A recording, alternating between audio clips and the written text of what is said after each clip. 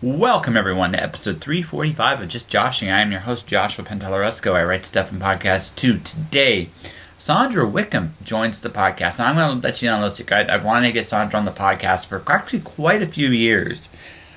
She always seemed to find a way to avoid it. Sometimes she was sick. So she was sick one time. I mean, she's organized as Creative Inc., which is honestly, that's a very busy time for her, so obviously that's a no. So it just so happened that at CanCon we finally had an opportunity to really chat.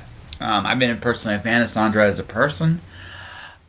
She goes out of her way. She takes on big challenges, and she's a heck of an overachiever in everything she does. And she is honestly an amazing person. Workout for Wickham's is going on right now, which you can find on YouTube. She's a heck of a writer. She's also she's a good teacher. She's a great mom. So she's an awesome human being, and I was really happy to finally have the opportunity to have this conversation, just based on that. Beyond that, there's no sound to this time. I'm doing the recording at home, where my home is in Windsor, Ontario. It's not that different from what I've been through. It's quieter, and I guess for now that's a good thing. All things considered, it's quieter. Still going to enjoy the pause. I got myself some freelance work already. I'm kind of working on a small little problem for a friend right now. It's not quite the freelance work I wanted to start initially, but it is something I'm working on. For time purposes, I'm finally watching all the episodes of Fairy Tail. Fairy Tail's a fun little Japanese anime. Definitely worth checking out. It's like I said, it's been really cool. I'm enjoying the rest for what it is. More layoffs, unfortunately, are going on right now. I'm not going to depress everybody with what's going on in the world, but this is to be expected. Hopefully this will be a short time. We'll see. One day at a time is all we can really do right now, and in the meantime, enjoy the opportunity this time gives you, because we all can get better, and I know I'm doing this as well. Alright, let's get to our conversation with Sandra, shall we? This episode of Just Joshing is sponsored by Indie Imprint. Indie Imprint supports creators by creators. Whether you are writing a book or creating a video game, Indie Imprint works with its clients to produce, edit, and present their projects to the world. For more information, check out their website at www.indieimprint.com. There we go. We are officially live. This is for the first time in a long time because I've been trying to get her on the show forever and ever and ever. I cornered her finally, ladies and gentlemen. This is Sandra Wickham. Sandra, how's it goes? It's going great. Thanks for sitting down with me. Hey, have you seen the menu yet? We're good. You good? We're good. Good? Yes.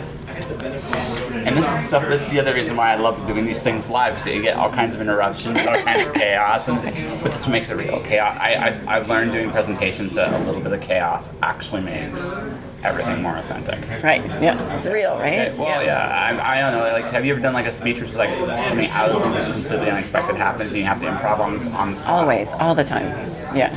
I like that though. Yeah. Yeah. I do like I'm kind of an odd ball for writers, in that I actually like being in front of people, and I like speaking, and I like that kind of thing happening where I can just roll with it and have fun and make people laugh, hopefully. Yeah. Yes. That's 3 people in a row. It's that's good. I think we don't need anything. I think we're good. Thanks. Yes, I know. Over. We need a sign that says we're good. We're Thanks. good. We're good. We're good now. No, but I've become this way, because what I do, nature of what I do. It's like, hi, I'm Josh. You've taught yourself to do it. It's not a natural thing for you. Yeah, it wasn't. It's natural now, right. But it wasn't definitely in the beginning. Right. You have to, again, if I'm going to get someone to interview, I gotta go and say, just him and her and sitting down there, right, going, hey, Kevin, my name's Josh, I'd love to interview you for the podcast, right? That, when I first my name is, that's tough. That is tough. Right? That's always the initial thing. Now I don't have that problem whatsoever with anybody. Right, because that's the worst thing that can happen, right? They say no. Yeah. Exactly. Yeah. But you have to train yourself to that to get to that point. On the flip side though, it disarms people too a little bit, because what I find is, for me, it's from a confidence standpoint. If you're with somebody that's not as confident as you, or just isn't comfortable, it can sometimes throw them completely off. It's like, what do you mean you want to talk to me, and how are you doing? That's been an interesting interesting evolution for the last couple of years. Interesting, yeah. Yeah. Yeah, it can be intimidating, like you said, if you're not naturally that way and someone approaches you who is. Yeah, but it can also be kind of enlightening, not enlightening, that's a bit of a strong word, but it can be kind of a relief to that person too, that, oh, this person's approaching me and talking to me, so I can lighten up and talk to them. Yeah. Like, I think that happens too. Well, there's an ice breaking process with people. Yeah. Right. So like right now, right this minute, I'm kind of trying to figure out what will make you tick. Like what interests you. Right. Because like when I met you, like you were doing a demonstration of a martial arts demonstration, Yes. fight scenes in stories, and one of the things I was for me, the theater of fight scenes are always interested me, partly because I'm a big pro wrestling fan, and that is completely the theater of fighting, not the actual fighting, Yes. the theater, Yeah. the theater of it. And I think looking at like martial arts as an art form, right? I mean, telling a story with it is always a fascinating thing with me. So It's definitely different. I mean, it's different on television and movies than it is in real life, and it's different in fiction as well. Yeah. In real life, any fighter will tell you, like, most fights last 2 seconds or less, right? But in a novel, you want to drag that out, so you need to add in different elements to make it make sense that it's going to last longer, like their environment, like the famous Princess Bride, right? Like that terrain in that scene, something like that, or they're stuck in a hallway and it's hard to fight, or people keep coming in, just like with this, people keep coming in and intruding the fight, or things like that to make it drawn out. the longest fight scene I've ever seen was from the movie They Live. Haven't seen it. Okay, so They Live, the idea is they put the glasses on, and these shades on, you see the world for what it is. You see just some people are aliens. It's a B movie. It's a B movie thing, but there's this 8-minute fight scene. It's Wow. 8 minutes. Is it 2 people? Or Yeah, is it's it? just 2 people. Wow. Right? It's just 2 people. So Roddy Piper's most famous movie. It's John Carpenter's Oh, movie. okay. It's Roddy Piper's most famous movie. He's trying to get his friend to wear these glasses so he can see what he sees. Guy doesn't want to do it. But he's like, so these 2 kill each other for like 8 minutes until finally he gets the glasses on. But it takes like 8 minutes, and it's a fight. Like it's like, wow, you didn't really want to do this, right? Yeah, an 8-minute fight, that is so much cardiovascular as well. To like any fighter will tell you, like when I did my black belt testing, we had to do 2-minute rounds against the black belts before, like, to become a black belt. And over again. They got to take breaks, but we didn't. We just kept fighting, and it was so hard. Like, even after a few matches, my brain would stop working, or my brain would work, but then my body wouldn't respond to, people would be yelling at me to do certain moves or whatever, and my brain would go, yeah, that's a good idea, but I just couldn't make it happen. It's exhausting. Fighting is so exhausting. So those long fight scenes, not too realistic. No, no. You can make it a little more where it's like, I want to throw a punch. Come on, throw a punch. No. Yeah. What do you mean? Well, yeah, that's right. So you can drag it out with dialogue and still have right. that conflict, Yeah. but not the actual fighting happening. Oh no! I think that's the cool thing about storytelling. A lot of times, and I've seen this with a lot of martial arts. Most fights are not really about your opponent; it's about what you can do in that situation, right? Sometimes it is about the opponent, but sometimes it's just really like, how do I stand in this situation? Especially if it's an unbearable one. Right. Yeah. Yeah, and that's a really good thing when you're writing fight scenes too. Is what does that person have to lose being in this fight? What are they willing to do in this fight? That shows a lot about their character. So if you have a character who normally isn't a fighter, but they find themselves in a fight, and they discover that they actually would do anything to keep living for whatever reason they have. That's a big character moment, right? So you should fight scenes can be used that way as well, to show character development or show character. Well, yeah, again, it's art. It's a story. It's a story. The fight scene is a story. That's right. Yeah, right. And that's why, like I said, I'm a big pro wrestling fan. Because if it's good, if pro wrestling is done well, it's a great story. Right. If pro wrestling is done terribly, it's just it's fake. It's fake fighting all the way through. Right. That's all it is. Right. That's right. It's a story too. Yeah. Well, I just watched I'm a wrestling fan. I just watched a wrestling match with a story about this. Like, this guy kept escaping by putting his hand on the ropes to escape holds. So finally, this was a fight where the rules were stretched a little bit. So the bad guy takes his hands behind his back. The guy kept fighting with his hands behind his back. It was the most insane thing I'd ever seen in my life. It was like, that's nuts. But it was really cool. It was a cool character moment too for that guy. Because it shows what he was willing to do to win, and it showed also this was more than what the champion bargained for going into this. And it took away that. That's the best thing about again, fighting as a general rule of thumb should be about storytelling. Ultimately. Yeah, for sure. So how did you get into writing? Because you've done a lot of other cool things. I have, but you know what? Writing was always my very first thing. Like when I was a kid, I used to write all the time, and I wrote my first novel when I was 9 years old, and it was terrible, and it was exactly like the stories I was reading. I just kind of copied them. But that's where I started. I went through university doing English and drama, expecting to do some writing, but that's also along the same time where I got into the fitness stuff as well. And so doing the fitness competitions for so long, you don't have the brain power to do writing, or even to really be thinking like that because of the low carbs and this extreme training and all that. So I didn't actually start writing again until I was retired from that, and then sold my first short story that I ever put out there, which is crazy, right? And that just set the fire again for me to start writing again. Which is cool. Yeah. So, what was the thing about fitness? Why did you go down the bodybuilding competition? You know what? The beginnings of it was I did track and field in high school, and they encouraged us to do weight training in the off season to improve for the next season for track and field. And I loved the weight training part of it, surprisingly even more than the actual track and field stuff.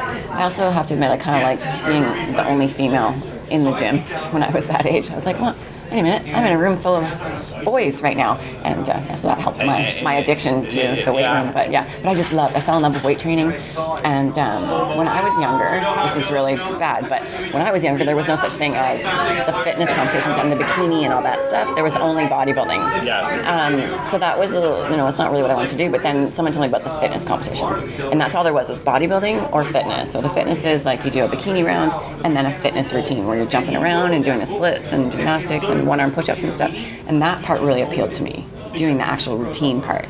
So, and you set it to music, and you get to wear a costume, and you're on stage, so I love that side of it. So I got to do the building of my physique, plus doing this kind of creative routine on stage. So I was about to say, you got the opportunity to still be creative while you were doing it. Yes. Whereas if you had been a bodybuilder, you would have just totally gone insane. You just do the physique part of it, right? And it's actually the routine that kept me in it for so long, because there were so many ways that I could improve, because I didn't have a gymnastics or dance background.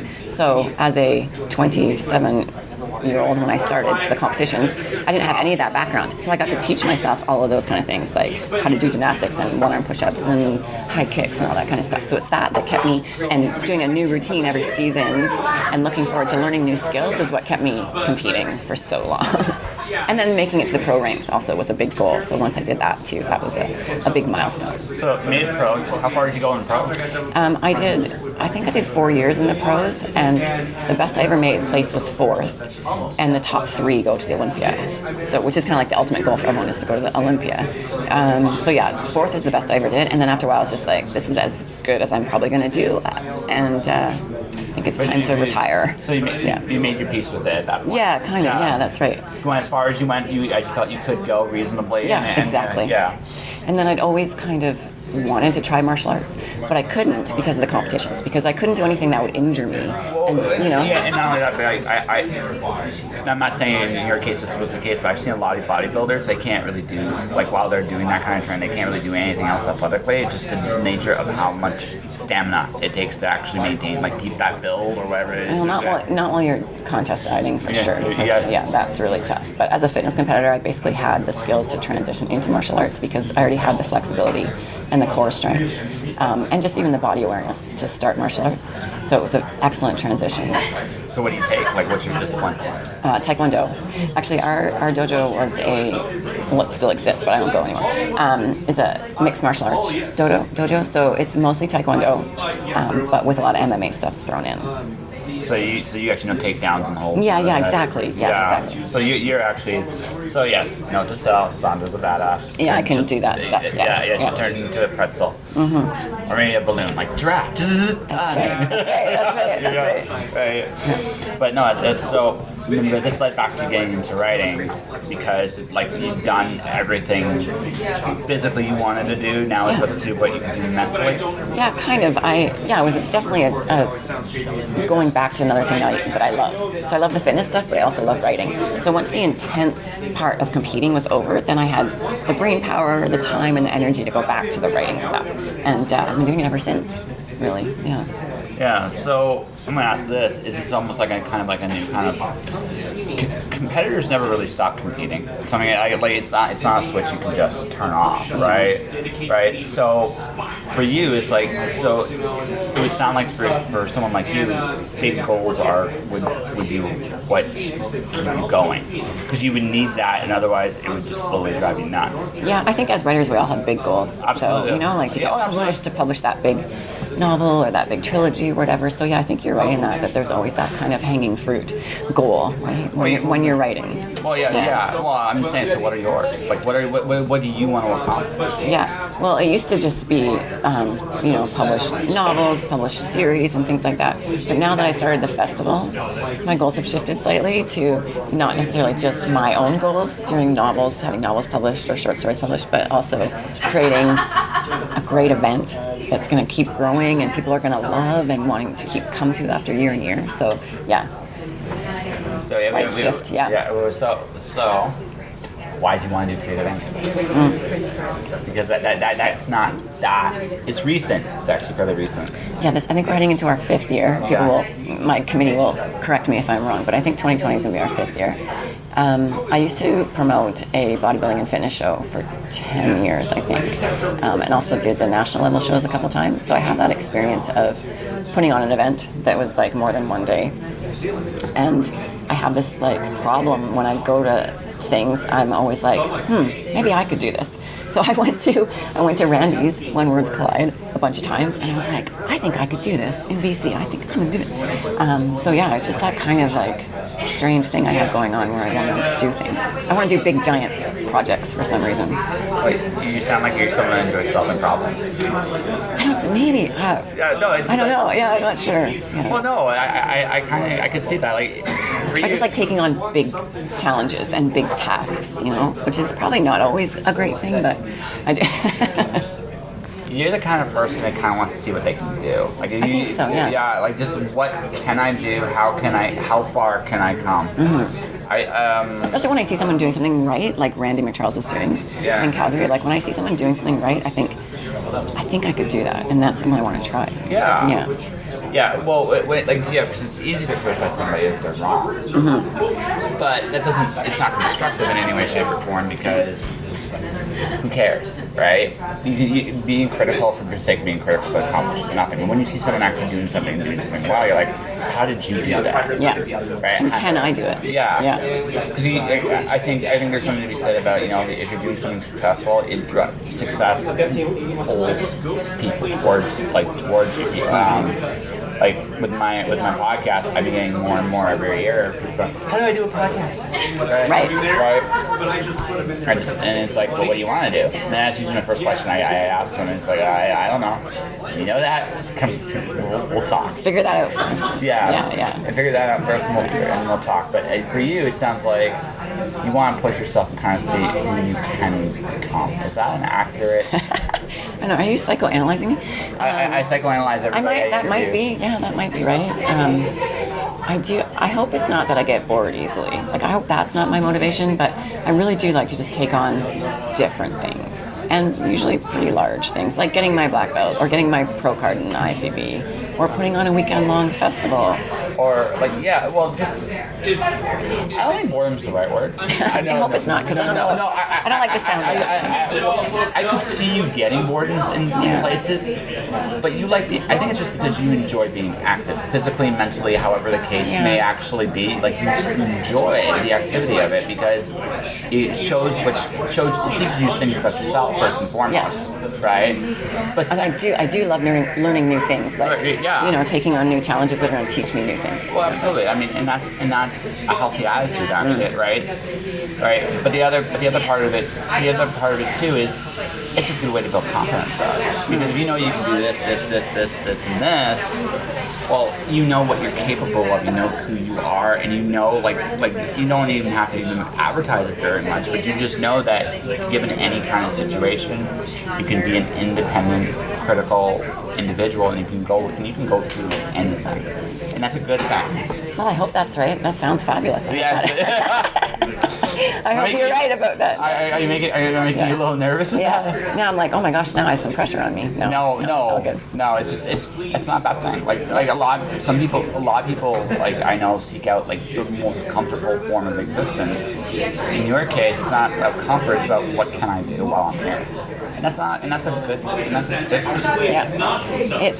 It can be a bit unsettling if you're that way though. Like if you're like me, because you're then, when does it end too? Right? Well, look, at some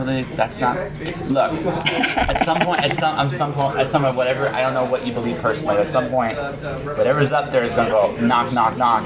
It's your turn. Yeah. That's the way it goes. Well, I would rather make every moment I have down here. I had a brush with death when I was in my mid-20s, because I was in a really, really bad place during my time in Arizona, and there was just a moment in my life where it was just like, I literally heard a question in my head, is do you wish to live or do you wish to die? It was just one of those really profound moments in your life.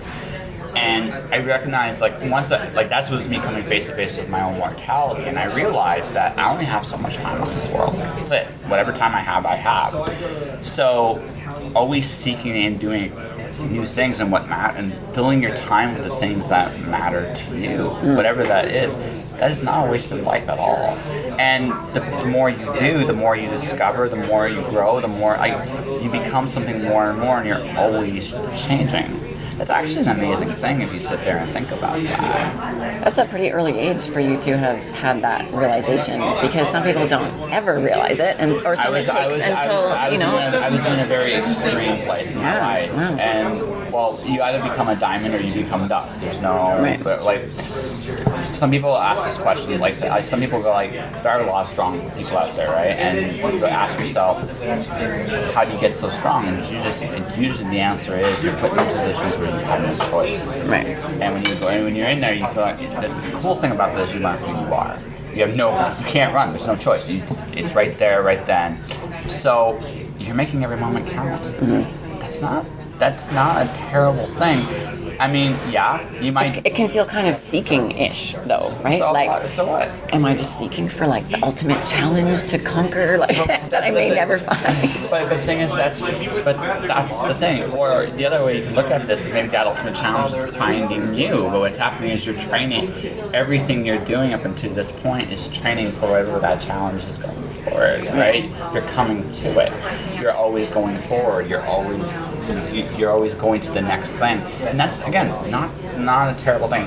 Boredom, I mean, yeah, I mean, just something you do need to be aware of. There are things you did in your younger days that you couldn't do today. It's not the physical limitations. You're just mentally past those things. Right. Yeah. You're past those things, right? Yeah. And that's part of growth too. Like there are things I did in my younger days that don't interest me now. Yeah. Right. Yeah. I still do stupid shit. Don't get me wrong, but it's one of those situations where you just recognize I'm always doing new things myself. I've never been into like the physical martial arts stuff, but for me it's like doing this podcast for nothing, writing my books, publishing my books. Like maybe I'm going to see if I can figure out how to make a movie someday. Whether I'm doing Kickstarter projects, whether I'm growing a brand. Like that's for me. Like they're all things to see what I can do, what I can accomplish, because I know whatever other challenges are going to come my way. Right, I'm teaching myself how to handle them now by seeking it out, figuring out who I am in these things that push you, right? Yeah, that's what I like. Yeah, and that's not a terrible thing. Like a lot of people do not seek that kind of adversity. I've felt it. It's the only way you grow. Yeah. Well, I will always have a challenge now because I also have a 5-year-old, so that's going to take care of the rest of my life of having challenges, probably. Just the mom thing. Well, maybe, I don't know. Maybe at some point when he gets older, it might go the other way. I find that when you're a kid, you idolize your parents when you're younger. When you get older, you see them as as people for the first time, and that's a cool moment. It's kind of sad because again, you lose that little bit of that heroic shine, but you also recognize that they're human beings just like you. They have wants, needs, and desires just like you, and that's cool. It's a different kind of kinship at that point. But then there's also sometimes the point where you're like, I'm the adult here? Like, that's the kid. What the fuck did I become the adult? And sometimes it's hilarious. Like, my grandmother is, she's 80, she's 79, about to turn 80 years old. She's dating again. And it's... Nice. I never thought I'd have those conversations ever in a million years. Awesome. Like, right. And I know her boyfriend. Her boyfriend's a good guy. He's just a little younger than she is, but not by much. And they're enjoying their lives. That's awesome. Yeah. And so she's kind of being a kid again right now, and it's like I am envious. But that's something to look forward to as well. Like, you're gonna come a point in your life to some point where you're just gonna be like, what the fuck? Yeah. Perhaps. Yeah. And that'll be great, right? But I mean, and then your kid will be the adult. It's like, Mom, I thought about this. What are you doing? Yeah. No, not what are you doing. It's like someone telling you no would be a bad thing. I don't like to be told. I don't like to be told what to do. That's the thing. Right. That's the one. Yeah. See, that would be bad. But if I went to you, no, you can't do that. Like again, earlier, that balloon animal thing. I'd be like a giraffe or some. I'd be squeaking out of here in some kind of helium-shaped thing, right? And I'd be like, watch me do what you just said. Exactly. Yeah. But if I went to you, have you considered this? Right? I'm not saying don't do it. Do it. What I'm saying is this is potential consequence. Now, if you go to me afterwards, that's a good point. I'm still doing it anyway. Make it work. I'm definitely old enough to know the wisdom in listening to other people as well, though, right? Yes, but so I have a personal belief about everybody, and it doesn't matter who they are. People at the end of the day do exactly what they want to do, no matter what. But right, I mean, we all have priorities, we all have things, but when we get right down, we get pushed down to it. We all do what we want to do. I think the question is for most of us is, do our desires control us? Or do we manage our wants and balance our wants with whatever responsibilities and priorities we actually have? And I think that's really the true measurement of whether you're an adult or you need to grow up, right? And no matter how old you are. Does that make sense? Right, yeah. Yeah. So in your case, I feel like you're the kind of person that doesn't shun from any of her responsibilities. But on the same token, if it seems fun, if it seems like a challenge you find yourself doing, you do it, and you wouldn't think twice. Yeah, I'm definitely not perfect when it comes to being responsible, that's for sure. I definitely choose the fun stuff over the not as fun stuff, right? Yeah. We'll leave that one. We'll leave that one. We'll do the fifth at least. I won't. Yeah. It's okay. The older I get, the more I realize that a lot of people go down that route. It's like, I'm just going to do what I want to do, and that's what everybody does. The question the question most of us really have is, are we adult enough to look at our decisions in the mirror and go, I did this, I own this, I'll pay the consequences, whatever they are. Yeah. Not everybody does that, and I think that's for me personally the balancing act between I'm an adult, I'm a kid. Right. Yeah. Interesting. Yeah. Right. So there you go. I don't feel like you duck yourself. So I feel like life has said to you, nope, you can't. I don't know. I'm not sure. I don't know. As I'm pondering this, I'm not really sure. I don't think I've had anyone like. Well, no, maybe I do remember, this is like kind of a sidetrack, but my first job ever was working at a gas station. Okay. And they'd never hired a woman before. I was young. I was like in high school, right? But they never had a female work there before. And I went in for the interview, and he was looking at my fingernails, and he's like, oh, you know, you're going to get your fingernails dirty or whatever. And I was like, are you freaking kidding me? Hire me for this job. Anyway, they did hire me. I was the first female they ever hired. I'm like, so there's kind of maybe that kind of thing has happened along the way, but I just kind of run over it and keep going, right? Yeah. I don't see it like I said. Have you considered this as far as anyone can give you advice, and then you're gonna do your thing, and that's not bad. And I don't. Like I said, you're just seeking different ways to push yourself and figure out who you are on the road, and that's not a bad way to live. Yeah, it's kind of fun. Yeah. And it can be scary sometimes, but that's also fun. I find that fun too. I love that kind of fear. Yeah, me too. I get kind of like really. It's funny. It gets a little harder as you get older. It does get a little bit harder, I find. But you talk like you're ancient, and you're like way younger than me. I know. I've been around. I've traveled a lot. Like, and I've seen and done a lot. Yeah. Right. It's just, again, I've made the most of my time. Whatever that. Right. Right. Yeah. I think, again, I don't know your own history. All right. I feel like there have been points in your life when you've been sidetracked by other things. Maybe I've been wrong on that. I think I purposely sidetracked myself. Yeah. Why? Well, just for that fun thing, right? And to push yourself. Because if you stay on one track the whole time, it's kind of... Well, no. But when you were talking about how I sound ancient and stuff like that, and you sound... Well, you still sound like some of the younger women I know that still like to kind of go out and have a good time every once in a while. Okay. Yeah. Not sure. Yeah. Not sure how to take that, but okay. Yeah. Well, you still sound young at heart. Okay. We can go with that. We'll go with that. Again, I don't want to walk out as a... Yeah. But no, it just seems to me like there have been times when whatever it is you were supposed to do, whatever that is, whether it was your competitions, whether it was your martial arts training, whether it was doing events, there have also been points kind of where it's been sidetracked here and there. Maybe I'm wrong on that, but I don't know. I don't think I would say that, No. or that. Again, if I'm wrong, sidetracking. No, I think it was just following your thing. Yeah, just like one stage after the other, right? It's all good. That's what it feels like to me. Just like it's been there was this stage and then that stage, and yeah. Yeah. Okay, you are. So looking back before we go forward, is there anything you wish you'd done differently? Oh, of course. I actually wish that I had.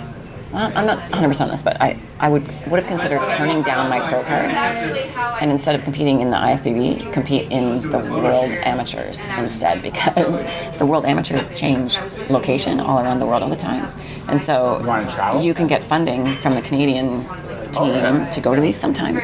And I was like, maybe I should, because once you turn pro, you pay for your pro card, you pay for your way there, you pay. It's not like, it's kind of so the business where you make your money is your sponsorships at that point. Yeah, or you do personal training or whatever, right? Yeah, like you have to fund yourself to these things. But I could have been, competing in different places in the world with help with some funding, from the Canadian team. You could have focused just more on the competition. Yeah, so I might have done that, but it probably would have been the same length of time competing, and that other stuff probably would have stayed the same. But yeah. No, I figured. Yeah, you enjoyed that time in your life. So much. Yes. So yeah, but other than that, no. No, it's good though. Yeah, it's good. So going forward, do you have a novel out yet? No, I have. Well, things have been kind of crazy since I had a child, right? Life kind of flipped on its end, but I've sold lots of short stories because obviously they're easier to finish and sell, and I've written lots of novels. I think this is kind of embarrassing to say, but I think I've written 5. I might be on the 5th or the 6th right now. And I've made it to the point with most of them where I'd send it out and get some bites or not and stuff like that, but just nothing's landed yet. And I think that... So do you want to do like traditionally or independent line or both? I'm not really sold on either at this point, right? I see benefits to both, and I could see myself doing both because I do have that kind of entrepreneur. Like, I haven't worked for someone else for a very, very, very long time. So I can see that aspect of it being appealing. But then there's also definitely benefits to traditional publishing too, Absolutely. right? So Absolutely. yeah. So yeah, either way would be fine. Okay. hybrid. Yeah, maybe something like that. Yeah, or doing like, I'm co-writing right now as well, and doing my own stuff. So maybe one could be traditional and one could not, or something, or whatever. Yeah.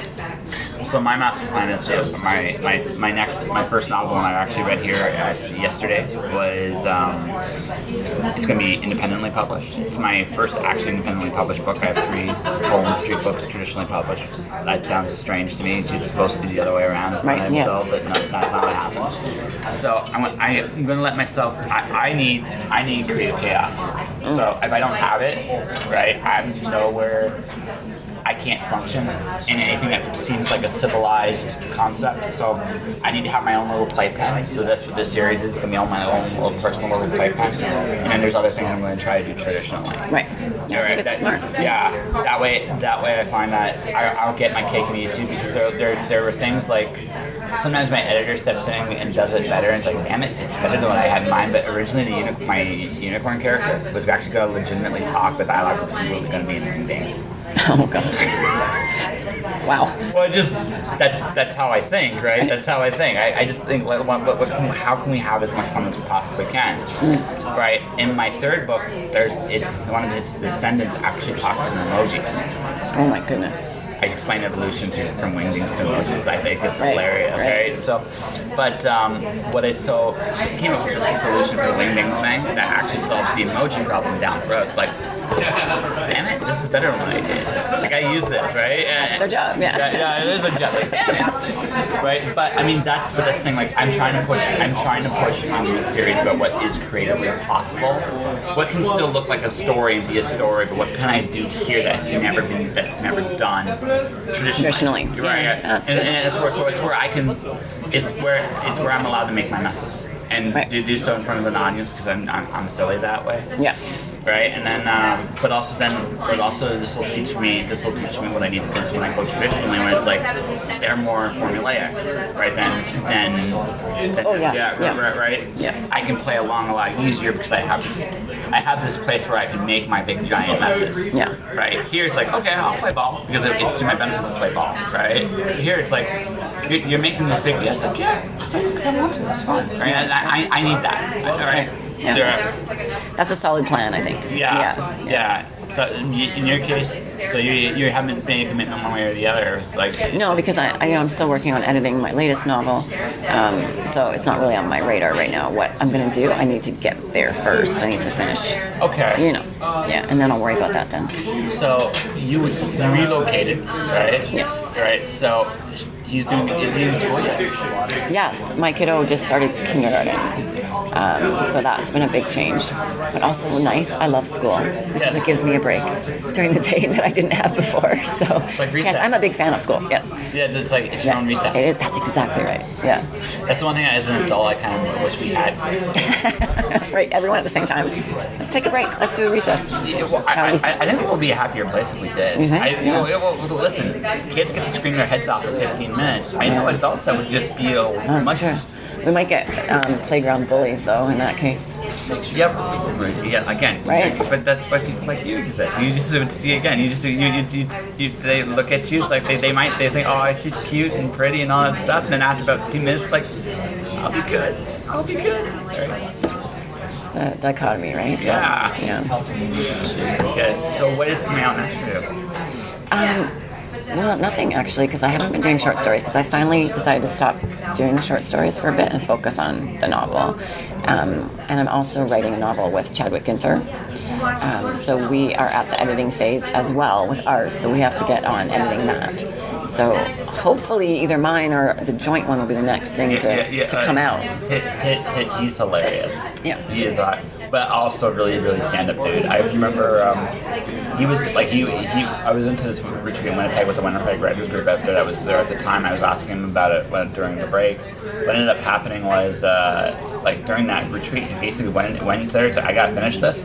That's all he did all weekend. He didn't he was social, but he was just like he has an incredible drive to get things done when he's pushed. But he's also one of the most fun-loving dudes I've ever. Oh yeah, he's great. Yeah. And it's been great and a great experience to write. Actually, a long time ago, one of my writing mentors suggested co-writing with someone just for my own process as well and to learn more. And it's been amazing. He's a pantser. I'm a planner. Like both of us to the extremes of those things. So for us to work together was amazing to kind of feed off of each other and learn things from each other. I'm somewhere in the middle at this point. I'm what I call it. I guess the middle would be a planter. The planter, yeah. Yeah, because I love having romance with I need to know where we're going. Yeah. Because otherwise I won't end. It's like, and we get, and oh look, a butterfly, and I'm done, right? right. But if I have an end, I have a goal. Like I think the beautiful thing about mapping out a novel is you have a goal to reach, and that's always a good thing to have for someone that needs like deadlines or to get stuff done. But I love the freedom in the middle. It's like, I don't really know what happens here. Again, going back to something I said very early at the beginning, a little bit of chaos. Yeah. Makes it more authentic somehow. And so I'm somewhere in the middle of that. Yeah, cool. So did you become a little bit more like by the seat Yeah, of your pants? I was forced to be a little bit more seat of the pants, right? Yeah. Which is great. And I made him, like, I had sticky notes and markers and highlighters and cue cards and stuff on the wall. Like, I made him do plotting too, and planning and outlining, which was kind of good too. So, and then we threw that away sometimes, like, it was really good. Well, a plan's a good plan until the person went until the battle begins, and then who the hell knows? Yeah, no, it was a good process. And I thought it would be more pressure writing with someone else. Like, I thought I would feel more pressure as I was writing, but it was actually less pressure because I was having fun with it, and I knew that there was someone else to kind of like, I don't know what to do here, so I'm just going to end it here and pass it on to him, and he can deal with it, or, he can help me fix this later on. So it was actually more freeing, and it was actually less stress to do this writing. Well, it's almost like jamming. You're both making music, and you're kind of like, you put in your That's right. beats. Yeah. Yeah, exactly. Yeah. Kind of fun. Yeah, it was very fun. I would definitely do it again. Well, hopefully we'll get this one edited, and then we can do another one. Probably. And then is there a Fireworks Race? Did the Fireworks Race come out with your first novel and meeting with him? Yeah. Oh, yeah, it's cool. Yeah. I think we have an interview here. What do you think? Maybe, yeah. Maybe. Are we supposed to start now? Yes, this is the start of the interview. This is where we're ending the interview. Yeah, okay. Thank you. So, I tell you to plug what's coming out, but you're not. This is going to be a bit while. Is it with any of your books? Are in theory you could release it months from now? Or could you, or no? Depends how hard I work. No, it depends. Yeah, no. Okay, the only thing I'm like, well, actually, I'm plugging fitness stuff right now too, because I'm just starting to launch a kind of new fitness business kind of right now. But the other thing is obviously my festival. That's the big thing happening right now. So that's the Creative Ink Festival, and it's online at thecreativeinkfestival.com, and it's in Burnaby, BC. In 2020, it's the May long weekend. But I think it's the 17th to the 19th or the 18th around there. Fabulous time. Come and join us. You've been there. It's a good show. It's a good show. Yeah. Why don't you plug your business anyway? Like, do you have a name? It's just SandraWickham.com.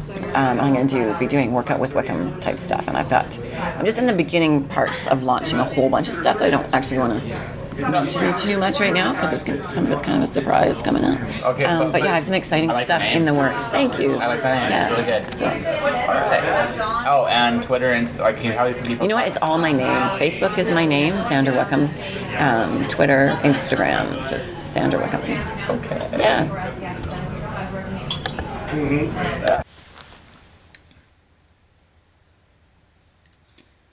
And that was my conversation with Sandra.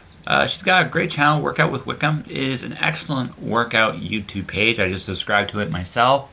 I am her 177th subscription, to be perfectly blunt. So Sandra, I added myself. I hope you're cool with that. She got great details. She goes into great details for workouts. There's long workouts videos for people that want to follow along and do a workout. There's short videos that kind of explain her techniques, which I think is really, really cool. And she's, all in all, just lots of stuff is happening, and she's building something from the ground up. And you know what? Root for her. She's done great things with everything else she's touched, and I have no doubts the results here are just as good, if not better. Then we'll keep getting better. She works hard and is incredibly driven, and is someone to admire. So, Workout with Wickham, YouTube. Let's see. Sadly, Creative Ink is canceled this year. It sucks because I was really looking forward to the show. I always enjoy going to it. Next year's going to be different because I'm going to be a visitor to the West Coast next year, in all likelihood. I mean, hey, you never know. I didn't expect to be back in Windsor, Ontario. Who knows where I'll be by this time next year? It's kind of a I'm in that mobile mercurial phase of my life, and I'm just following along where I need to be right now, which is cool with me.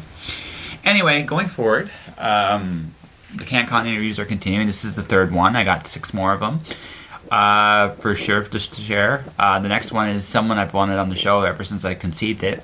Charles Delent's going to be my guest on Friday. And I'm like I said, I'm already starting to do some freelance jobs, and there's going to be more and more work that way. I think as time goes on, I'm going to keep doing some things. I've been working on my pitches for some things to do with this podcast going forward.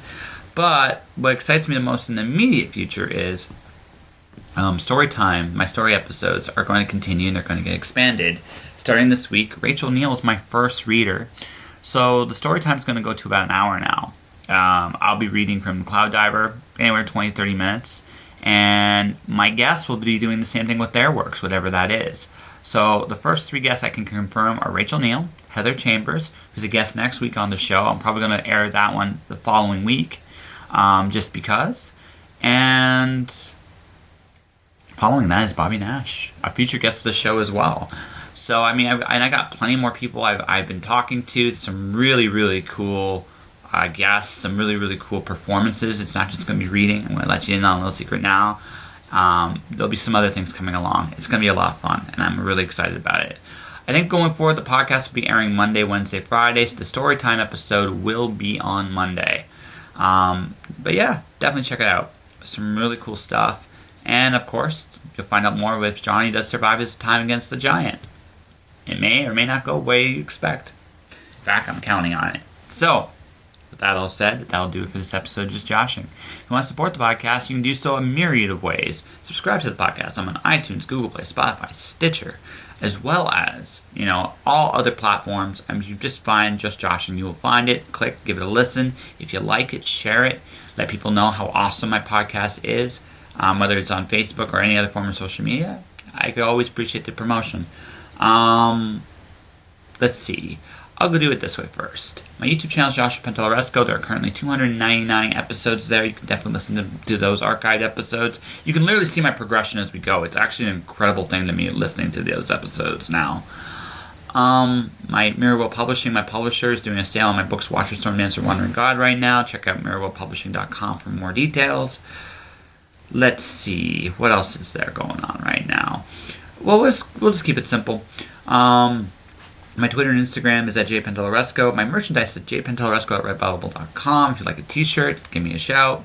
Let me know how things are going to go that way. That'd be great. Outside of that, my Twitter and Instagram is at jpantelleresco. My YouTube channel is Joshua Pantelleresco. And I'm on Facebook at Joshua Pantelleresco, author, podcaster. Give me a like, subscribe. Let me know I'm out there. All right, guys. Stay inspired. Can't wait till this Friday. But thanks for listening to this one as well. All right, guys. Have a good one. Josh.